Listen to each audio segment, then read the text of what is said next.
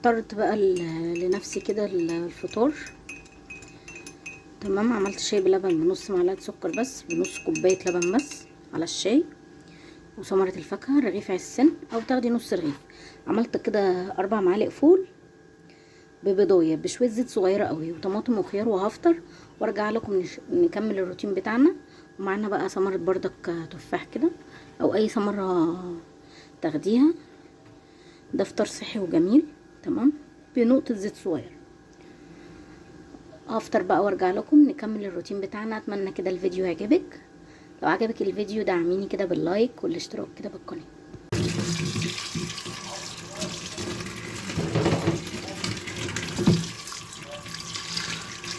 السلام عليكم، ازيكم يا حبايب قلبي، عاملين ايه؟ يا رب تكونوا بخير. اللهم صل وسلم وبارك على سيدنا محمد. جايلكم النهارده فيديو جديد.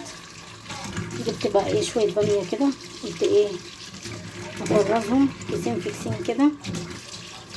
تمام، تنفع في رمضان، تنفع في اي وقت انت عايزه تطلعي تعملي باميه. تمام،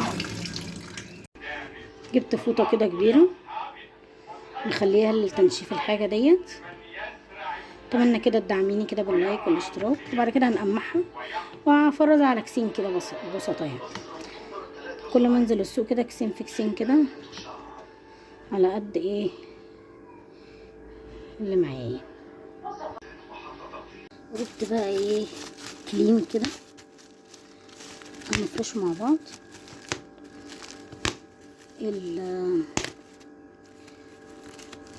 المتر ده متر وعرض 70. تمام، في ايه في متر عامله 100 جنيه، والتانية الاكبر شويه عامله 200. هنشوفها مع بعض. الكليم اهو العرض اللي هو 70 في متر ب100 جنيه، العرض اللي هو 100 في مترين ب200 جنيه اهو. حلو والله في الارضيه. الباميه بتاعتي نشفت خلاص اهي. تمام، وهي اقمعها بقى. قلت اعمل لي كوبايه شاي، هحط بقى النعناع. تمام، وهحط معلقه سكر واحده بس، انا ليا معلقتين سكر في اليوم. تمام، اتمنى كده دعمك كده يا حبايبي، دعمكم كده.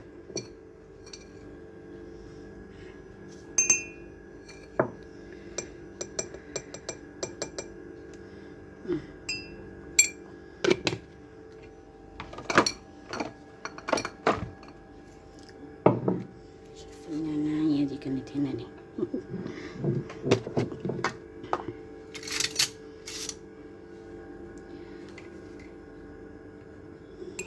معلقة واحدة بس. واقمع بقى البامية جنب ايه كوباية الشاي وانا بشربها. تمام،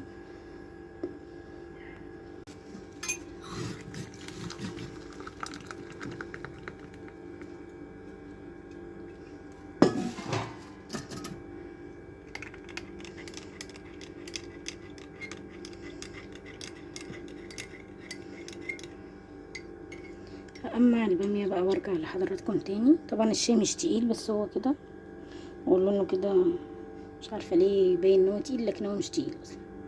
شلت بقى البامية بالطريقة ديت، عملت كيسين. تمام، تشال كده ما بتحصلهاش اي حاجة، او ليها كذا طريقة ان شاء الله انزلها لكم، بس دي الطريقة اللي بتاعتي الاولى. تشيليها كده بعد ما تغسليها وتقمعيها كويس جدا. تمام، حطهم في الفريزر.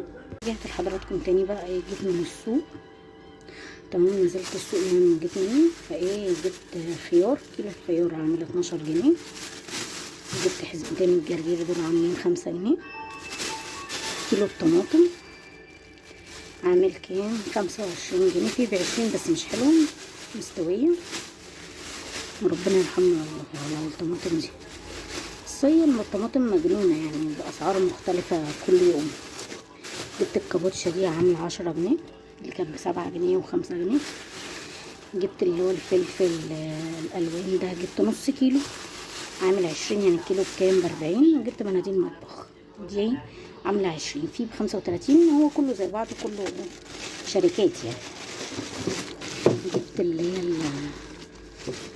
هي البلانشة ديت. بصوا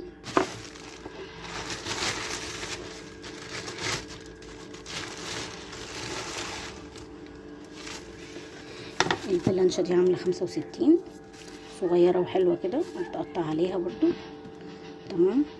وده كان الروتين اللي جبت من السوق، اشتريت الحاجات دي من السوق يعني. بقى المناديل من ديت بتاعت المناديل ديت. تمام. تنفع في اي حاجة بتحمريها. تاني تجيبي بقى البتاع اللي هي المنظمة بتاعت الخضار دي، تجيبي اي فوطة، اي حاجة انت ما بتستخدميهاش، ونحط الخضار. بيحافظ على الخضار من الرطوبة. تمام. او اي فوطة كده. تمام.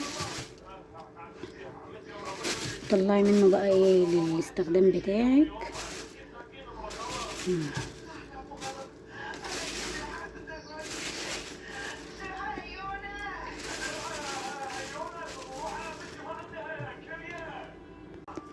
خلاص كده حطيت الخضار بتاعي. عايزه تقفليه كده وتطلعي على قد استخدامك. هي بتبقى شكلها مش حلو بس عادي يعني. تمام. بتحافظ على ايه، على الخضار بتاعك. تطلعي على قد ايه استخدامك، وبتشيليها تاني وتغسليها طبعا، والباقي بتشيليه.